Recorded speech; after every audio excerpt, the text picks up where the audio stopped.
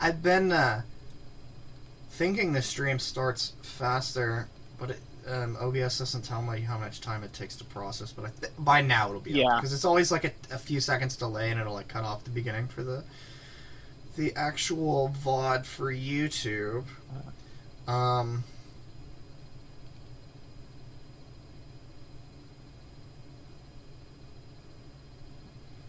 Alright, now live on your channel. I've never gotten an email like that before. Well, we'll see how long it takes for Sam to get back. I'm back. Oh, you're back. Welcome back. Okay. Video off. Yeah, I turned my video off because I think maybe it's just my internet's acting weird and I don't know why. Gotcha. Yeah, that did help before. This week, we listened to Quiet World by Native Construct, a prog metal band, and I'm pretty sure this is their only album as well. Yes. It's the only album I could see for them. This is their only album.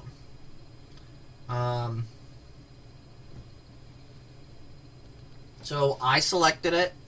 This is... Okay, so the first song on the album, Mute, was a song that I had saved a while back, and it had, like, come up on, like, Spotify recommended. I was like, oh, this is pretty good. And then I just gotten around, and I was like, okay, I like this song, let's listen to the entire album. And the entire album was of the same quality, so I was like, okay, let's listen to this. I think there's a decent amount of things that are discussion worthy in this album. So that was sort of my thought process. So what did you guys think? What were your first impressions? Go ahead, Sam. Go ahead. So I thought it was a very well done album. Mm-hmm. It was honestly my favorite parts were the instrumentals, as I find often in the prog metal genre, not uncommon for just the musicianship to just surpass the vocal talents, just because generally in prog metal your musicianship is pretty high caliber just to be able to play the music, and oftentimes the vocals just are not, to me, up to par with what else is going on the album. But you know, it was an album that was very musically stimulating, was intellectually stimulating to listen to. It had a lot, while very progressive, most of the metal was very thrash metal. But there were some interesting musical notes throughout the album that we'll get into. But I thought it was a very good listen. Okay. Sam? Yeah, I dug it. It's kind of like a weird bastard child of, like, Mr. Bungle and the Deer Hunter. Yeah. That's a good way to put it, yeah. Just about, like, in that, you know, there's this clear willingness to jump between boundaries pretty rapidly, jump between musical genres pretty rapidly.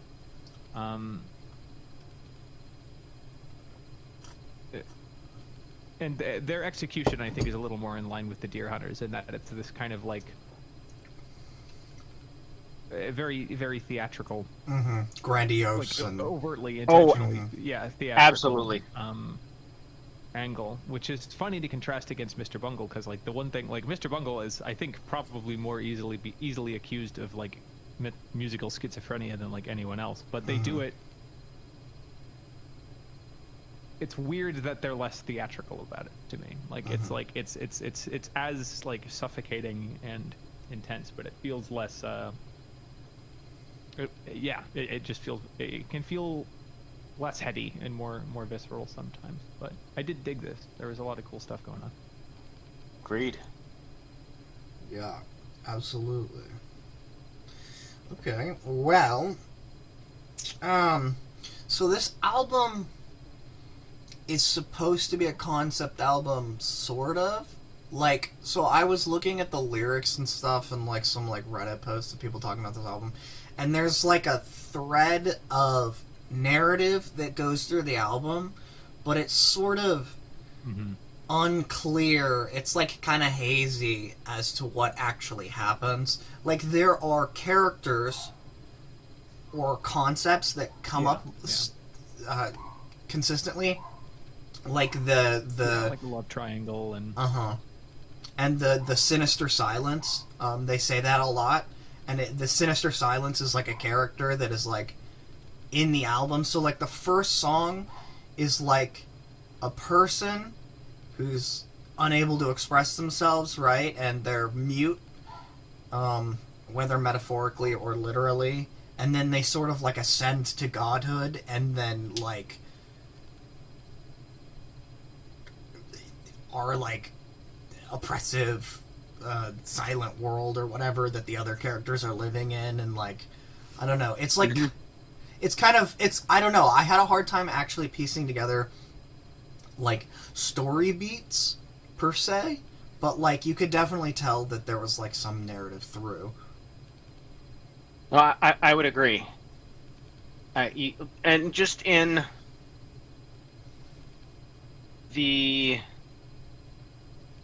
musical shifts within the same song, you could tell that there was a story being told, and the way that you'd also have consistencies between certain songs, that not just in going from the lyrics perspective, but just from the actual music that was being played, there were points where you would tie back into other songs that were in the album.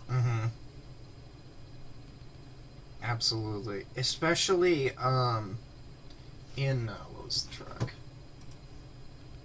Chromatic Lights into Chromatic Aberration. They like use motif where it's like they'll like play you the thing in the first song, and then it's kind of soft and quiet, and it's like this nice little instrumental piece. And then the next song, when it comes back in, it's like this heavy riff that's like... Pure thrash metal. Right. Which, I think that is one of the things that I liked the best about the album, was the use of motif. And the use of like musical ideas that were almost purely musical, that were repeated and sort of conveying these ideas just through instrumentation, through sometimes wicked, like crazy fucking instrumentation. I would say that was actually my favorite parts of the album, was how that was done. Yeah, it's gonna be. It's looking like it's gonna be a Sam is the designated Simon Cowell day. Go for it. Not that I'm going to be brutal. I just like. I definitely I agree that they were doing and executing a lot of cool stuff. I think in a lot of ways. And I'd be curious to find out whether like what their statements on like the story being told here, because what I noticed both.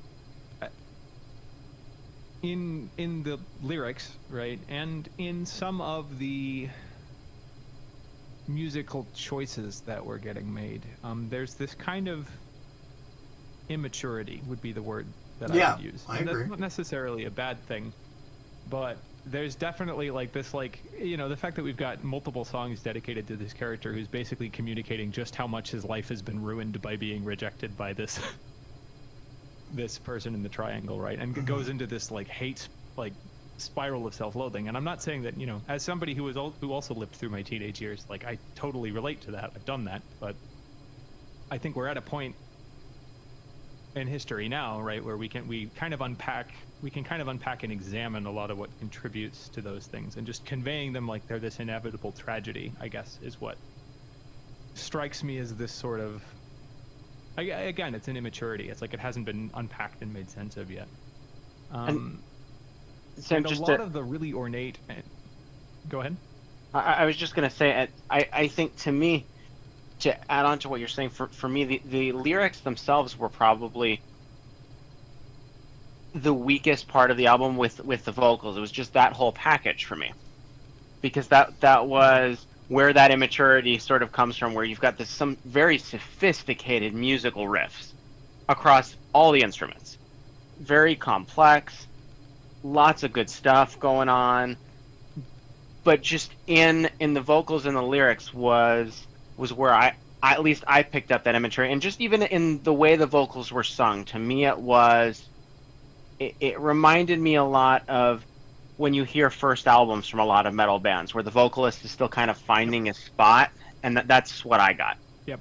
Sorry to interrupt, though. No, don't worry. And to me, I think in some of the musical choices, I actually see that echoed as well. Not to the same.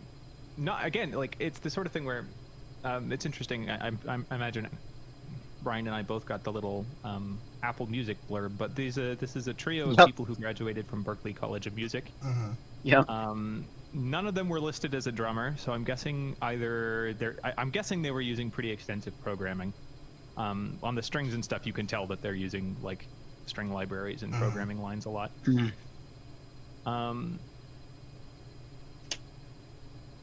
In general, I can tell that like there is this like I just got out of. It's the I'm still cutting my teeth as a musician mentality, where it's like, all right, we have to do all of this ornate, complicated stuff just to show that we can do it and that we can write it, and not necessarily because it gets our meaning across or conveys anything specific. I first noticed this because of what is admittedly just a recurring dumb pet peeve of mine, like egregious blast beats to the point that they drown out like everything else happening. Like you have to like justify that musical decision to me. Not that they sound bad, but they're used regularly and mixed in such a way that they're kind of drowning everything out, which is a shame in some places, because there is really cool stuff going on in guitar and in bass and even vocally, which is made all the weirder by the fact that I'm guessing they were programming these drums, and like they didn't just have some guy who's like really enthusiastic about the fact that he can do blast beats. Yeah, I don't know. Because that would almost make more sense to me, you know, if like. But in general, there's a lot of decisions that get made here that are very, very grandiose and very difficult to execute. But there's this kind of like braggadocio about it. It's like I'm not really certain that it helps convey or deepen the narrative, or just the idea being expressed. It's just kind of there to show that it can be done, and that's, you know, we celebrate Olympic athletes on the basis of athleticism alone. That's not something that we should necessarily be shaming, but it is, to me, the mark of an artist who, more than anything, is just still in the process of finding their voice. Like you can tell they're pulling, like the fact that you can hear an influence. You know, you can hear the Mr. Bungle influence. You can hear I think they listed Coheed and Cambria. I hear all of I that thought a lot of influence. Coheed and Cambria just when I was listening to it. And that you can kind of get the sense that it's like, this feels more like an artist expressing something in the style of, or in an attempt to synthesize all of these things, rather than it is something more, I guess, earnest. It still feels like there's kind of this art school mentality in place, where it's like we have to construct this, you know, with maximum ornate and technical proficiency. I think it will be really cool. Like they're all again talented musicians, and they've got really, really cool knowledge of.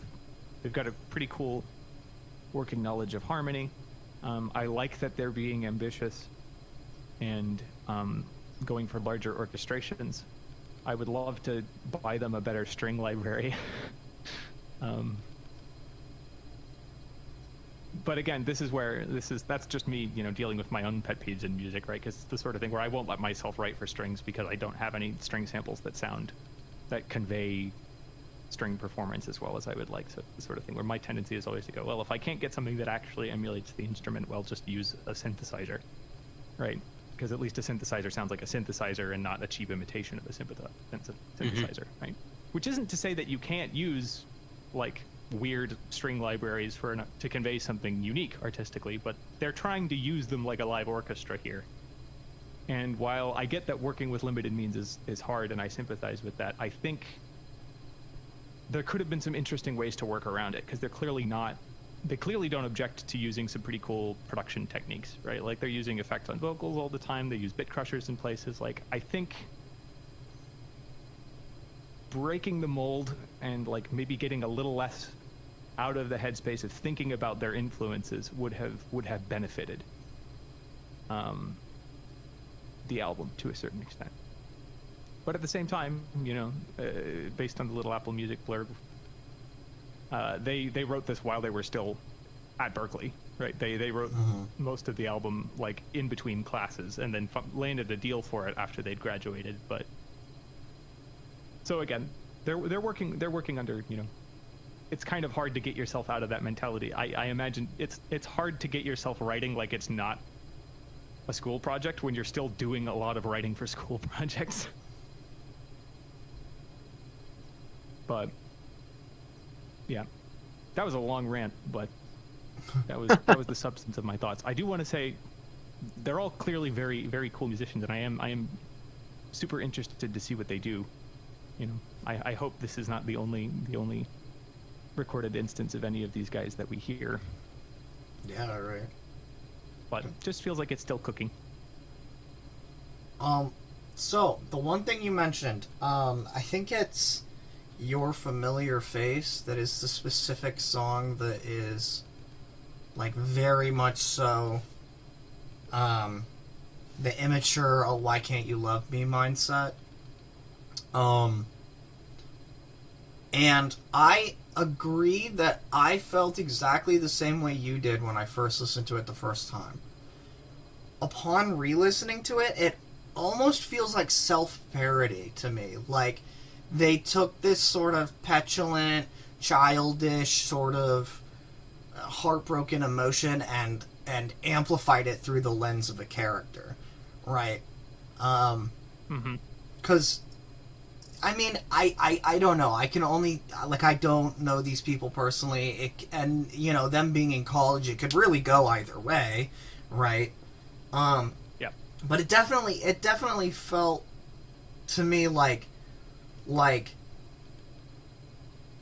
almost too obviously, like, just and emo teenager. I would agree with that if the next, I think, song, maybe two songs, were a direct follow from that line and, like, detailing the downward spiral of this person and, like, psychological degeneration of this person who is, like, suffered this rejection. And, like, if you're gonna make that, like, a self-parody type thing,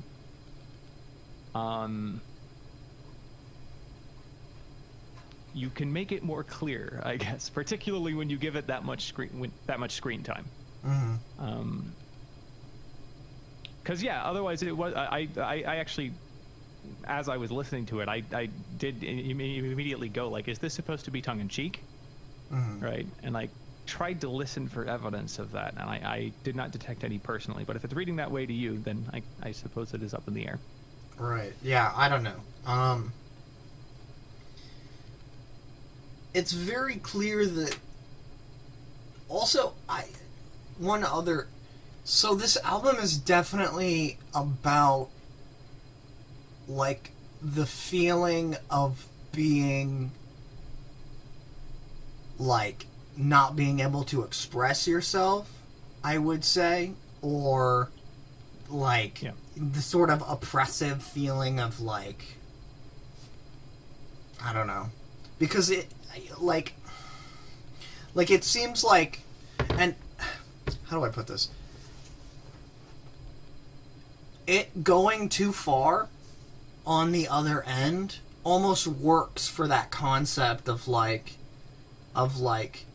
breaking free out of this idea, out of whatever like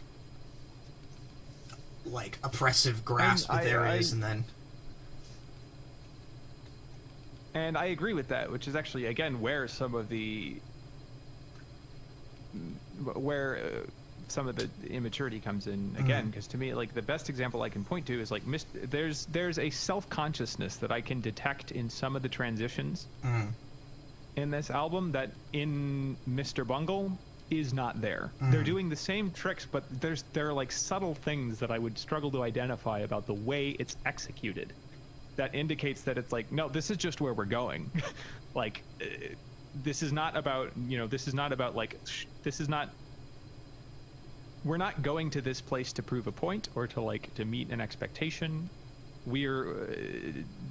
I'm Mike Patton and I've written a fever dream is like more what the sense that I get there. So I agree that like totally leaning into that disinhibition works, and it's actually precisely because in some cases there's so much almost excessive attention paid to orchestrating and coordinating some of these transitions that it's like it would need to be a little messier. And I think part of that does fall back on the fact that, again, I get it. They would have, they're a trio, they would have had to program a lot of this. So MIDI in general is going to lend itself to some rigidity, Yeah, definitely. That's again something that I personally tend to lean into in my own art. But I get that it's hard to subvert that if you're trying to, without at least having like a bunch of like expensive Euro rack equipment to introduce like organic slop and shit, or spending a bunch of time humanizing, right? But there's a neatness and an attention to technical proficiency here that I think undermines that sense of like defeating that inhibition of expression. And again, I say this as somebody who very much relates to difficulty and the difficulty in expressing things the way I want to express them, right? I have to struggle against my own tendency to clean things up too much. Right.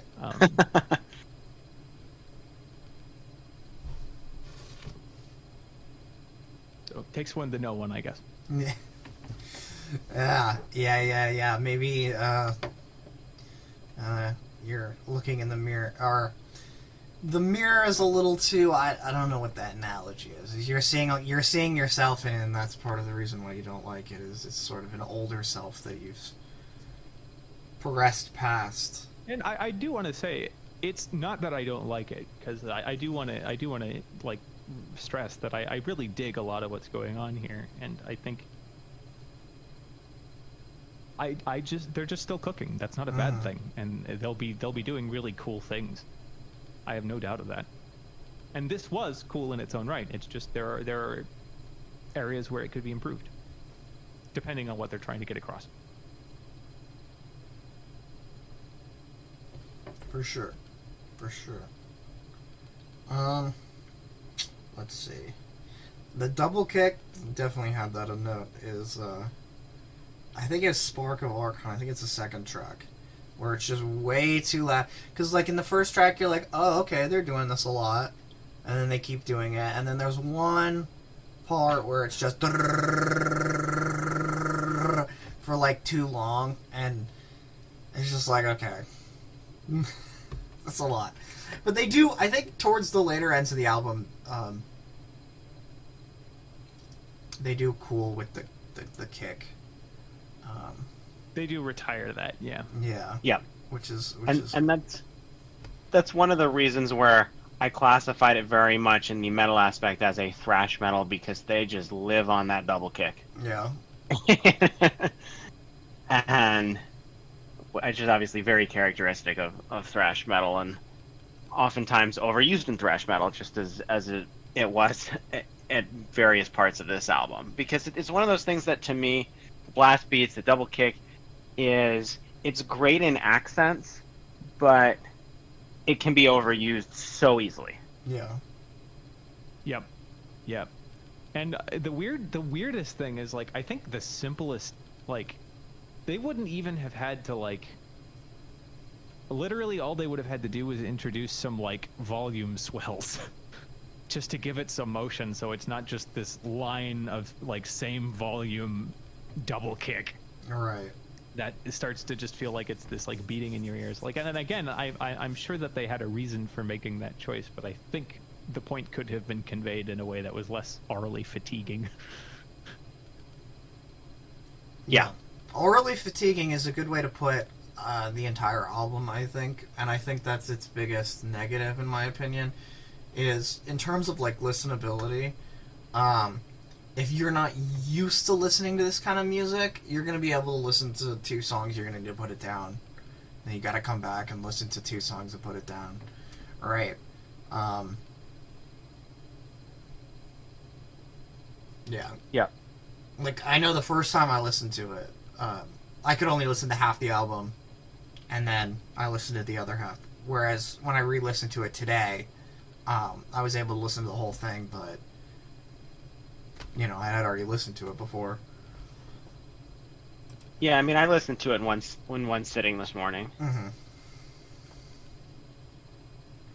And I do have to ask a generational question here. Brian, there is a specific type of lead guitar tone that, in my mind, is classified as the Roller Coaster Simulator OST guitar tone, which is just this like very, very clean, like lightly overdriven, super glassy lead tone. Mm-hmm. That to me, as a guitarist, I would like never use, but I'm gonna guess that like that's kind of derived from a more 80s. I guess, do you like that sound? Is basically what I'm asking. See, I like that sound in parts of solos, which has that very harmonic frequency tone to it, which is great in parts of solos, but there are parts of this album where it's very consistent. Like, you'll hear it a lot in old school Metallica. You'll hear it in some Iron Maiden songs have it. You know, it's definitely prevalent in metal bands that came out of, you know, that were around a lot in the 80s. You'll hear it in more modern thrash metal bands like Avenged Sevenfold, but it's used sporadically, right? It's like a part of a solo where you go into that tone, and I always like that as an accent. It's kind of got a cool, it's an offset sound that's not the same as a traditional, you know, heavy, thrashy, distorted lead tone. But it's not as good when you use it consistently for 2 to 3 minutes. It sounds like you're in a video game. Yeah. I realize that's because I realize it is this sort of thing where I think most of my exposure to that sound was from like Muzak. That was written by people who had listened to Metallica, but like Metallica and like Yngwie Malmsteen, you know, people like that. But like, so for me, it's like a very Muzak. I unavoidably associate it with Muzak, and the only context in which I found that I can like super dig it is Snarky Puppy's guitarist uses it pretty regularly, but that's, I think, entirely because Snarky Puppy's whole shtick is that they're like they're like pretending to be Muzak half the time. Yeah, I can see that. But again, I think that's just an unfortunate, you know, it's just unfortunate that I spent so much time playing Roller Coaster Simulator that like I only think of like washed out, no lighting effects, low poly roller coasters that I spent like hours and hours building as a child. Yeah, I mean, I can say I like the guitar tone in this album.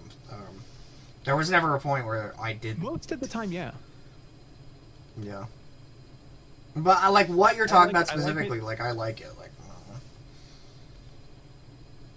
that's fair. But you also dig a lot of like OG Metallica stuff as well. Hell yeah. Right? And Megadeth and. Hell yeah. So, Yes, in the accents in those bands, I think they're great. But like I said, when you do it for like 2 or 3 minutes straight, then I think of video games. Yeah. Video games have good music. No. That is true. Well, a lot of video games do, and then some video games definitely do not. Though it's rare a video game has music that's so bad that you notice that it's horrible. Normally, That's true. bad video game music is just something you ignore unless it's super loud. Hmm. Yeah. I guess it's because you have other stimuli. Let's see, what other notes do I have? There's definitely some moments where you can tell they had to like rehearse them a lot, because they're like very rhythmically odd, or like it'll like bounce back and forth, or like, you know what I'm saying? Like it feels in the pocket, like it feels like. I mean, yeah, it's like, it is kind of try hard, but I thought it was sometimes, like, in some of the ways, specifically in the last song, Chromatic Aberration, there's a couple moments where I was like, oh, that's cool. Like, just some of the instrument work and some of the layering and stuff, and the da, da, da, da, you know. Yeah. No, and I think Chromatic Aberration, like as the point that the album builds to, works really, really well. Mm-hmm. I would say probably my favorite track. I think I would agree. Yeah. And it's 12 minutes long.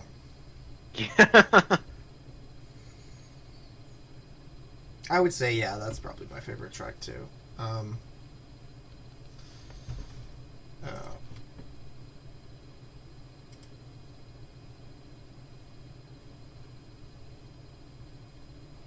Yeah, because it definitely feels like a climax. Like, you can definitely tell that they're sort of, they played on a bunch of ideas in the album, and then they're sort of, it's all coming together in the last song, and, you know, they're putting it all out there. Mm-hmm. Yeah, I almost wonder if it's like they wrote this first. And then we're like, yes, and now we must reverse engineer a bunch of motifs so we can spend the rest of the album legitimizing this end track. It is possible. We're building to it, right? That is certainly possible. Because it does feel like it hangs, you know, and maybe I had just gotten used to it. I don't know, but it feels like a lot of the the self-consciousness is least present on the end track.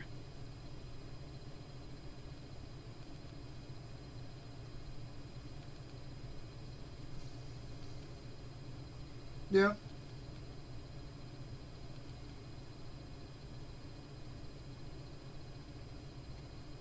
Okay. But I do want to say, roller coaster soundtrack notwithstanding, I loved a lot of the guitar tone throughout. Yeah. Pretty cool, heavy gent sections.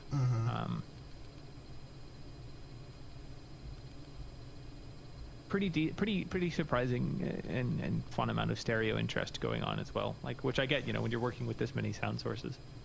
There's a moment where I swear to God they use like a boing noise. I forget what it is, but that feels like a direct Mr. Bungle reference. Like, I don't know if I would have to like find the track that it's on, and I completely forget which one it's on, but it feels like they may have actually sampled like, or used the same sample, basically, because that was definitely a sample when Mr. Bungle used it too. Right, or at least a similar. They know what the thing is that makes that noise, and yeah. But yeah, I do remember the boing. It's not something we say a lot. Never forget. The great boing of 2015. I thought the guitar work in general was pretty good. Agreed. The guitar work, there was some really good solos. And then, There was never a moment when the guitar was bad by any means. But yeah, like there were just some, like I don't know. Maybe like I love a good guitar solo. I'm a sucker for it. So you know, go into that 2 minute solo, and then sometimes they'll do like dueling things where it'll like play over here and it'll be one thing, and then another guitar will come in over here, and then they'll play a solo.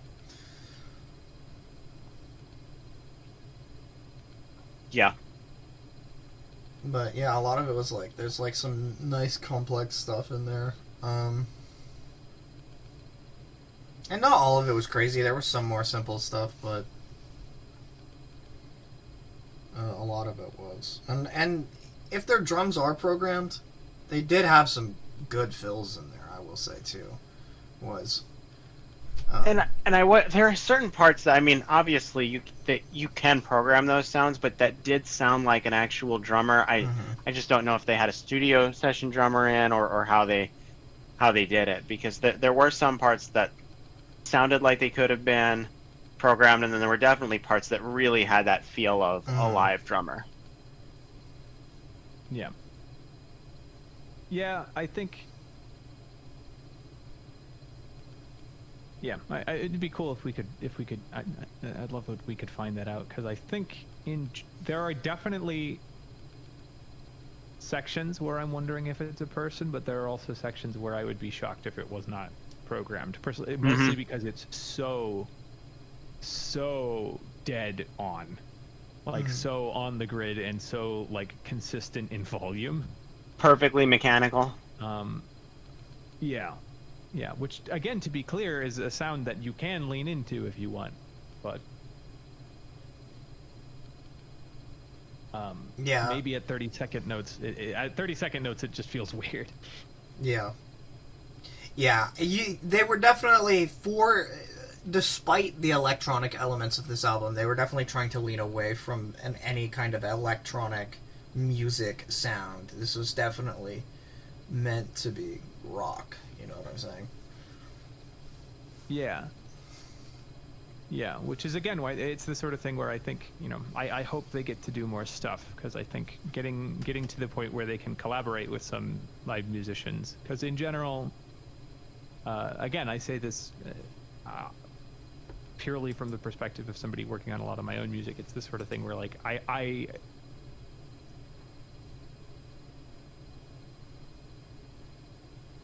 if you're going to try, like, I feel like it's better to accept and work with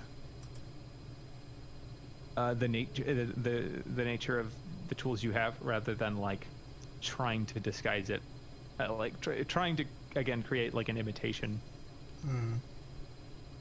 of something else. Which again, I get that like string libraries are fucking expensive. It's the reason I haven't written a lot of the classical music it's sitting in my head.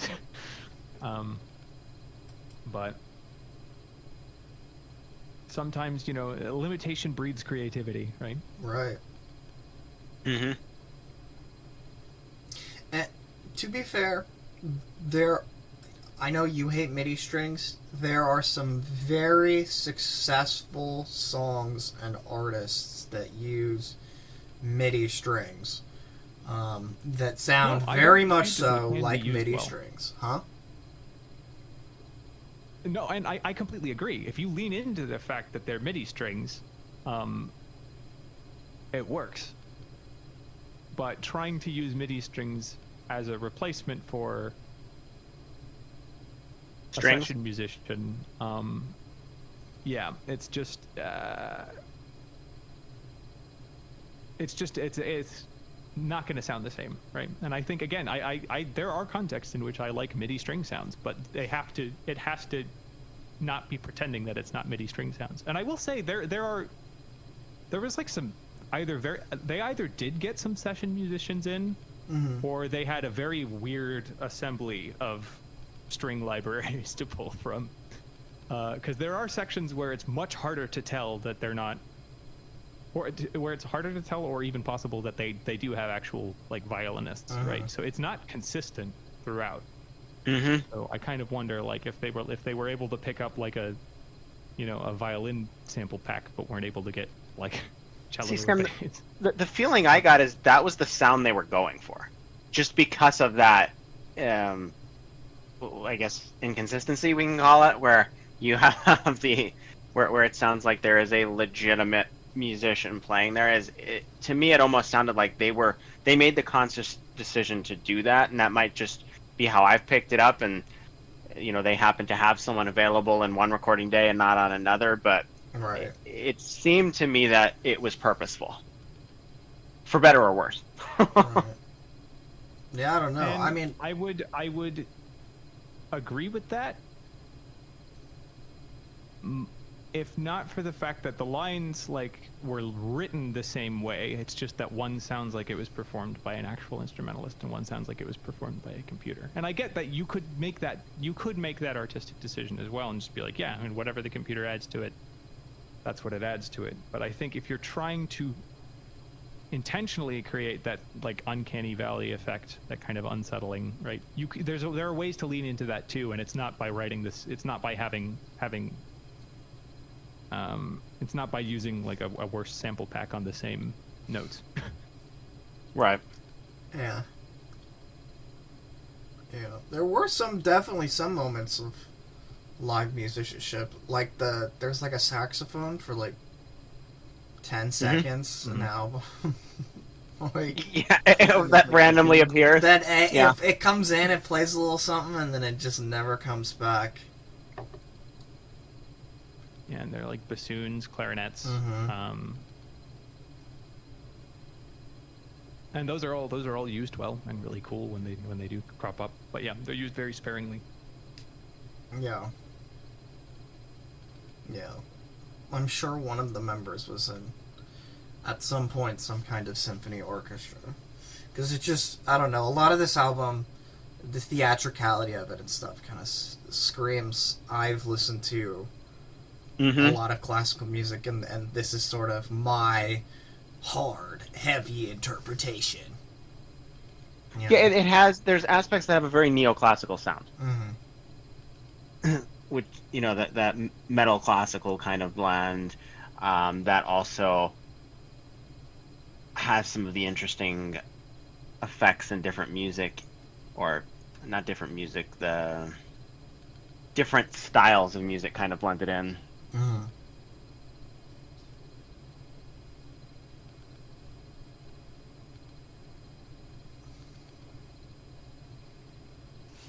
All right, dead air. Yeah, I was like, do any of us have anything else to add, or are we we at the tens? I guess that has been about an hour. Yeah, I used all my notes already. You can't even see them, but I will check to see if I have any that I didn't get to.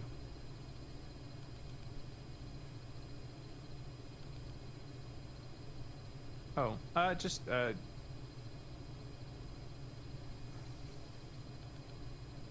yeah, the words that I used right off the bat were that I do dig some of the swagger and melodic grandiloquence. Right? They're going very over the top in cases, and in some places it works really well, and in other places it feels more self-conscious, and it is the sort of thing you have to commit to make work. But my first impression was cool. They're doing something.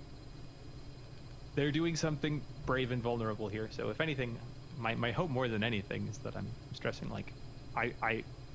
I want to encourage these guys. mm-hmm. Lean into it harder. Be less self-conscious. Mm-hmm. You've got cool stuff going on. You Absolutely. don't need to try and make it clean. Absolutely. That and yeah, there's some really, really cool harmonic decisions and neat chord voicings that crop up all throughout that tickle my brain a little bit. Oh, Fun true. to hear. Yeah, that was something I didn't. Dissonance, close interval singing, and Mm-hmm. yeah. So, I will have to. and it was stuff that was pretty outside of the typical metal vocab. Yeah.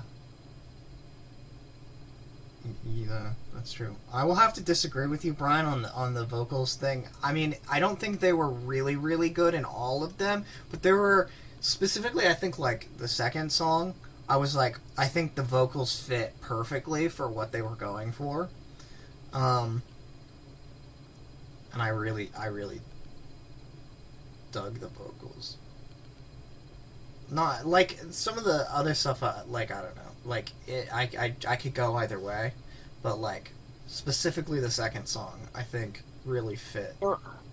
There were parts in the second song where there were, if I'm thinking of the same song, where there's some really nice harmony sounds. Yeah, with like, the vocals that were actually that to me really picked up the vocals and made them a little better. But when it was the primary vocalist, it just, for me, it was lost. Yeah, when he's like going, "Why was I born? Why?" I like that part.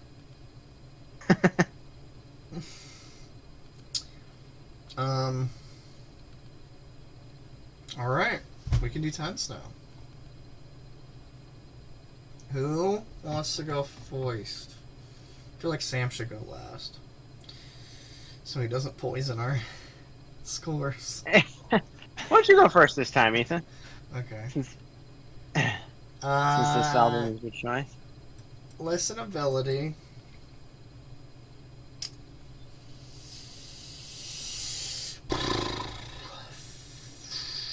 I think I would kind of want to put it like 4, like lower than average, because I think that, like, I like listening to complex, weird music that has weird harmonies and has weird like rhythmic stuff going on, and like lots of layers of instruments, but it is a little grating, and it is a little like orally tiring.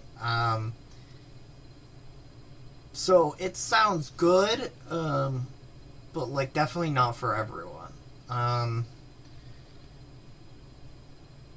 Musicianship,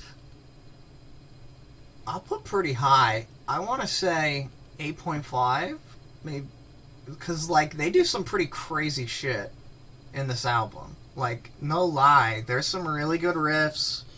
There's some like really strong shows of musicianship.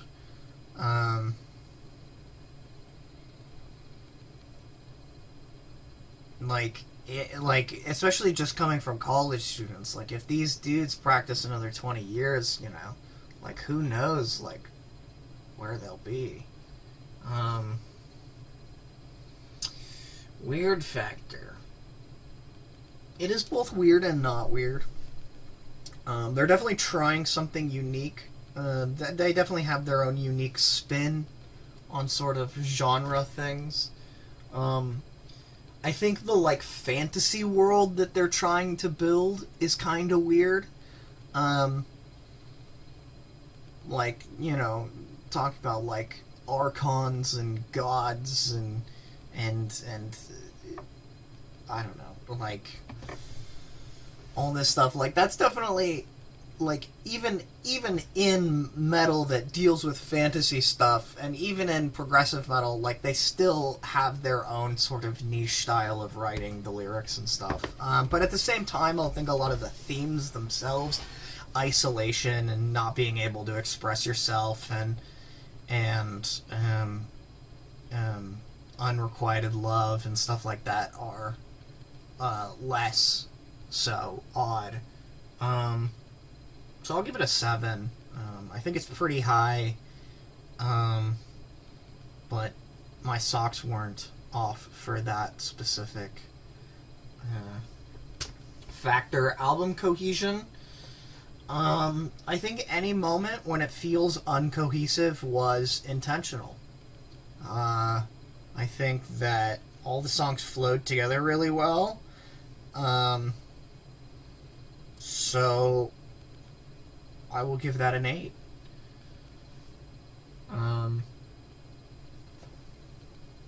That's it. So, since we'll let Sam take up the anchor role this time, I'll go next. For listenability, I definitely agree with you. I think I found it probably just a little more listenable in that, just in general, I can find this type of music more listenable, but not it's not something that I'd be sitting and listening to all day. So I would put it at a 5 rather than a 4. As far as musicianship, I think we've kind of discussed that quite a bit, that overall the musicianship on the album is very well done. There was a couple notable things that we had mentioned. I would put the musicianship at an 8.5. I think they did a pretty solid job.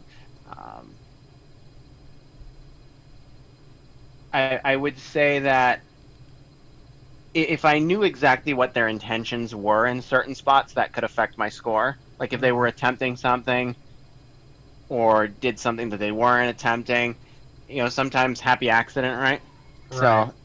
So that could theoretically affect how I'm looking at it, but since we don't know exactly what's in their head, it's hard to say.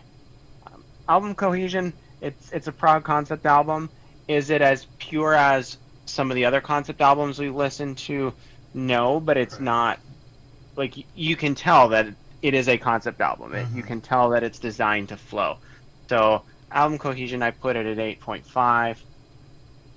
As far as weird factor, I pretty much straight up agree with you. I think weird factor just falls right in that 7 range. I don't really disagree with anything that you said about weird factor. I think that's all of them. Yep. All right, Sam, your time to shine. You're gonna be surprised that I'm not really that far from the pack in any of these ratings. I would also put listenability at like a 5, because to me there's nothing in it there's nothing that on a first listen through made me go like, oh my god, I have to turn this off. Like, it kept my interest, but it's also not something that I would like immediately reach and be like, yeah, let's re-listen to some of this stuff like right away. Right. At least not without it feeling like not without it feeling like it was something that I was doing for the purpose of analysis rather than like just to vibe to. So it's like a 5. It's not. I would never like reach to turn it off, but I'm not gonna. One listen through is enough. Or at least a little while, right? I think I might come back to it just to see if my perspective changes. But yeah, musicianship, I will also put, I was thinking pretty much exactly an 8.5. I think there's a lot of technical proficiency here, a lot of really cool stuff, and they have pretty good taste where like construction of riffs is concerned. There is what registers to me as trying a little too hard in some places. It's an easy trap to fall into, particularly when you've been, inundated in one of the most difficult to get into music conservatory environments. Like, I get that. Like, you got there because you had to work your ass off to show off. So, but also, it's I think the I most. mentioned this last week. Huh? I would just want to say that in terms of try-hard genres, prog metal's pretty far up there as well. Like, that might be the most try-hard genre. Anyway, continue. But I've mentioned it before, but it's an oft-repeated sentiment that you have people like B.B. King who could say more in a single note than some people could say with an aria, right?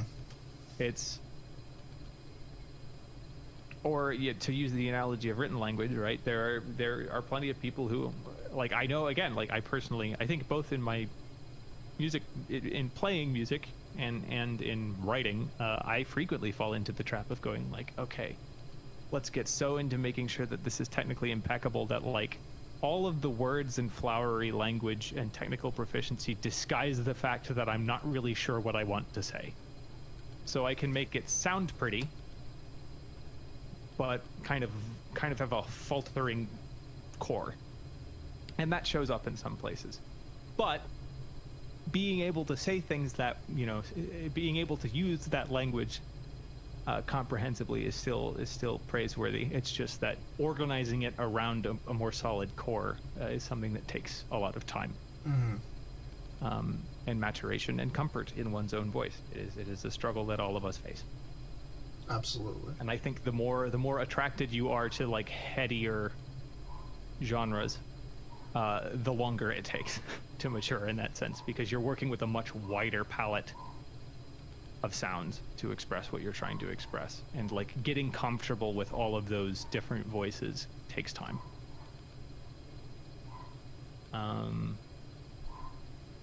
So yeah, 8.5. Weird factor is one of the, I think the only area where I'm going to go lower than you guys and say, for me it's like a 6.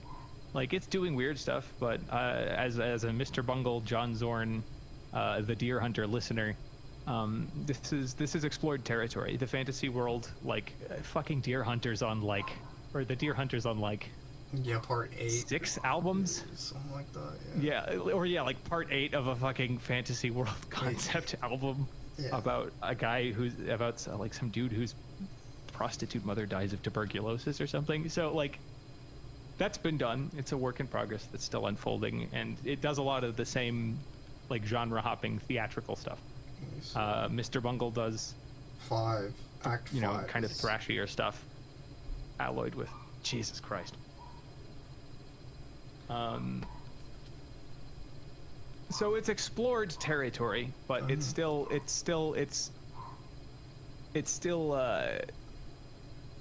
not comprehensively charted. And I think you're right in saying that, you know, they're fixing to make their own mark on it.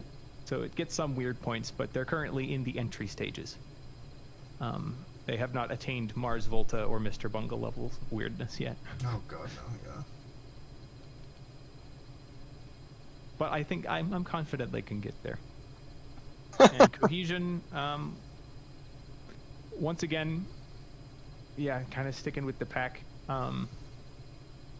I do agree that, you know, there's when it's an abrupt transition, it is intentionally so, and they definitely did do a good job of using leitmotif and using recurring characters throughout.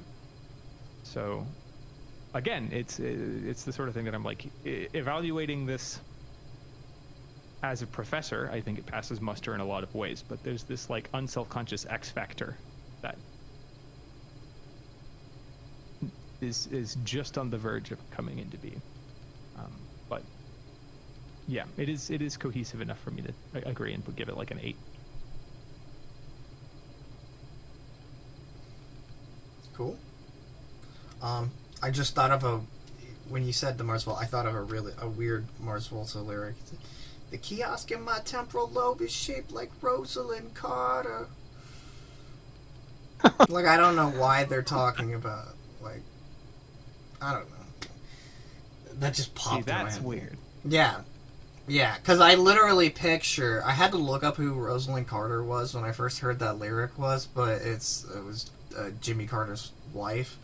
And so I picture, like, some old lady standing at a kiosk, like, I don't know. Let's do overall ratings. Let's do reverse order. Back to Sam. Okay.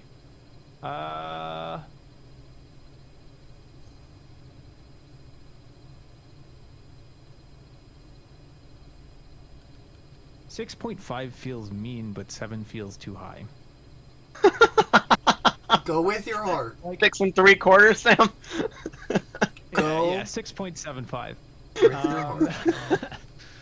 Because I do, there's a lot, you know, I like the smell of what's cooking. It just needs a little more time in the oven. Like, this is, they're moving in the right direction. They don't need if anything, you know, what they need to do is less listening to and anticipating comments from people like me. That's funny. Get all of the little voices that say the kind of shit I've been saying out of your heads, and you will write something you will be much happier with, and I will be much happier to listen to. Which is not to say that I was unhappy to listen to this, because again, it was fun, it was worthwhile. There's a lot of cool stuff happening. It is purely the empathetic part of me that's like, set yourselves free. in an album about setting yourself free. Mm-hmm. Exactly. It's like you guys fell just short of totally liberating yourselves, and I'm interested to see what happens once you have. Yeah. All right, Brian. So, I feel like I would give it an appropriate 7, which, as we've discussed, for me, that's, you know, right on that. The overall hits that solid average mark on a bell curve, because there's a lot of good stuff, but there's also, I mean, have to factor in listenability to it. My personal feelings on the vocals, obviously vocals are a huge part of any album, so I think a 7 feels right. All right. Well, unsurprisingly, I'm going to rate it higher than you guys. I give it an 8. I think it's very stimulating, and great for working out. This is good workout music. Oh, that I don't have any trouble imagining. Yeah. Yep, concur with that. But yeah, I don't know. I guess I seek stimulation in my music, and this is definitely stimulating. It definitely tickles certain buttons deep inside my heart. So. And in fairness, Ethan, I would give it an 8 if I liked the vocals just a little more. That's fair. That's fair. Although, to be fair, Brian, if you're going like IGN scores, I actually, cause since I used the yourmoviesucks.org score system, I actually rated it higher than you did from my own vantage, where 5 is dead average. See, I use a bell curve, just, you know, bell curve score, which, you know, puts 7.5 is an average, where we look at, you know, where the median is on the bell curve. And, you know, yeah, you're basically, that's kind of like your C score where you're passing. But I was also factoring into where did I put some of these other albums at, and why did I put them there. So it kind of, it gets harder the more we rate. Like the first few you do, because I'm trying to stay consistent. Not that we have any obligation to do that, but I'm trying to always put that in perspective. All right, what albums got a 9? What albums, you know, the couple albums that I give a 10 to, and always factoring those in. I'm hoping one day we have fans who will go through everything and then make a chart of where we put everything. Because I won't do that, but I want it to exist. But I'll never do that. It's way too much work. Alright. Anyone have any other pressing comments? I'll take that as a no. I think I'm good. Alright, well, make sure to like, subscribe, follow me on Twitch. Hit the bell. Yeah, do all the things. Just, you know, show us love. Let us know what you thought. And we'll see you next time.